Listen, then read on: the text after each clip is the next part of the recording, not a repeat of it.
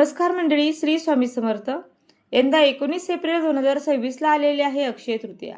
अक्षय म्हणजे कधीही क्षय न पावणारी, कधीही न संपणारी आणि म्हणून या अक्षय तृतीया तिथीचं महत्त्व सुद्धा कधीही न संपणार आहे.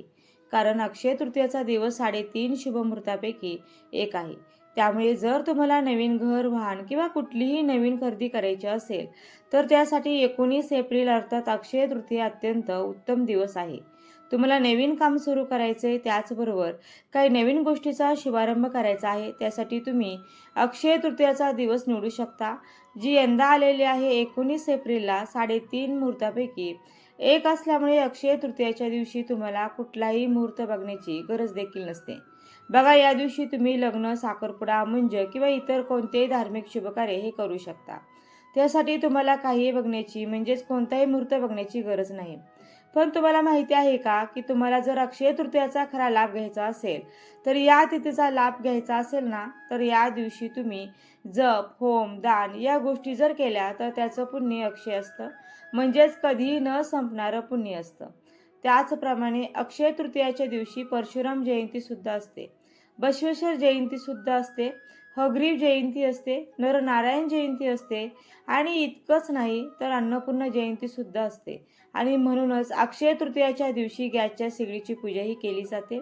सकाळी उठल्याबरोबर गॅस लावण्याच्या आधी गॅस स्वच्छ करून पुसून गॅसला हळदी कुंकू फुले वाहून गॅसच्या शेगडीची पूजा करावी, कारण ती अन्नपूर्णेचीच पूजा केल्यासारखं असतं. अन्नपूर्णेची पूजा या दिवशी आवर्जून केली जाते. तुमच्या देवघरामध्ये छोटी अन्नपूर्णा असेल तर त्या अन्नपूर्णेची पूजा, तिला संपूर्ण सागर संगीत नैवेद्य या दिवशी आवर्जून दाखवावा. बघा, या दिवशी लक्ष्मी मातेला प्रसन्न करण्यासाठी सुद्धा काही उपाय केले जातात, ते पुढे बघूयाच. पण भगवान श्रीकृष्ण अर्जुनाला सांगतात की अक्षय तृतीया ही जी तिथी आहे, या तिथीला करण्यात आलेलं दान, हवन, तसेच देव आणि पितर यांच्याप्रती केलेले जे काही कार्य आहे ते कधीही व्यर्थ जात नाही. ते अविनाशी असतं, कधीही संपत नाही. आणि म्हणून पितरांसाठी सुद्धा दानधर्म अक्षय तृतीयाच्या दिवशी हा केला जातो. त्याचप्रमाणे अक्षय तृतीयाला काय दान करायचं, तर बघा, उन्हाळ्याचे दिवस आहेत आणि त्यामुळे या दिवशी तुम्ही पाण्याचा घडा दान करू शकता. त्याचप्रमाणे उन्हाळ्यासाठी छत्री किंवा चपला, बूट, जोडे हे देखील गरजू व्यक्तीला किंवा एखाद्या गरीब व्यक्तीला दान करू शकता. अक्षय तृतीयाला आयुर्वेदातील औषधी वनस्पतीची लागवड या मुहूर्तावर केल्याने त्याची वृद्धी होते आणि यावरून तुम्हाला या तिथीचं महत्त्व लक्षात आलं असेल. आणि या तिथीचं महत्त्व फक्त हिंदू धर्मातच आहे का, असं नाही, जैन धर्मामध्ये सुद्धा या दिवशी व्रत करण्याला महत्त्व आहे. वृषभदेव यांनी पूर्णत्व प्राप्त करण्यासाठी 1 वर्षाच्या काळात अन्नपाणी ग्रहण केलं नव्हतं आणि व्रत समाप्तीनंतर त्यांनी हस्तिनापूरच्या श्रेयांश नामक राजाकडे उसाच्या रसाचं प्राशन केलं आणि त्यानंतर त्या राजाच्या राज्यात अन्नधान्याचा कधीही क्षय पडला नाही आणि त्यामुळे अक्षय तृतीयेस इक्षु तृतीया असं देखील म्हटलं जातं. अक्षय तृतीयाला कृतयुग संपून त्रेतायुग सुरू झालं असं मानलं जातं आणि त्यामुळे या दिवशी कृषी संस्कृतीचा पालक म्हणून बलिरामाची पूजा देखील केली जाते. या दिवशी सुरू केलेल्या कोणत्याही शुभ कार्याचं फळ अक्षय असतं आणि म्हणजेच कधी न संपणारं असतं.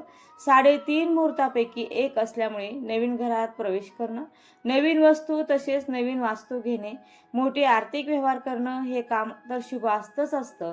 पण या दिवशी महर्षी व्यासव्यासींनी महाभारत ग्रंथाची रचना करायला सुरुवात केली असंही मानलं जातं. म्हणजे विचार करा, महाभारत ग्रंथ आजही लोकांमध्ये किती लोकप्रिय आहे. महाभारत आपल्याला आजही दिशा दाखवतो. म्हणजे महाभारताची कीर्ती ही कधीही न संपणारी आहे. आणि महाभारताचं लेखन जे केलं व्यासांनी ते अक्षय तृतीयेला सुरू केलं.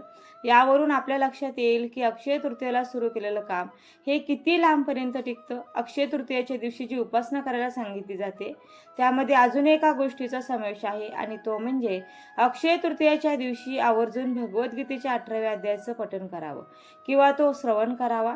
आणखीन एक घटना ज्याचा महाभारतात उल्लेख आहे. महाभारतानुसार याच दिवशी भगवान श्रीकृष्णांनी पांडवांना त्यांच्या वनवासात अक्षय पात्र दिलं होतं.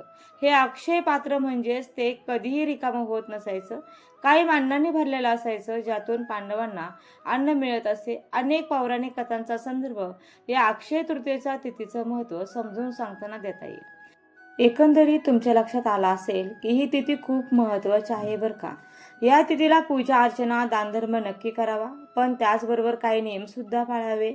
अक्षय तृतीयेच्या दिवशी चुकूनही खोटं बोलू नये. अक्षय तृतीयेच्या दिवशी घरात वादविवाद, भांडण, कटकटी अजिबात करू नये. त्यामुळे आर्थिक नुकसान देखील होतं आणि माता लक्ष्मी देखील नाराज होतात. त्याचबरोबर अक्षय तृतीयेच्या दिवशी ब्रह्मचर्याचं पालन आवश्यक करावं आणि सगळ्यात महत्त्वाचं म्हणजे जेवढा वेळ आपल्याला ईश्वरी उपासनेत घालवता येईल तो ईश्वरी उपासनेमध्ये घालवावा आणि आपल्या खिशाला परवडेल त्याप्रमाणे दानधर्म हा नक्की करावा.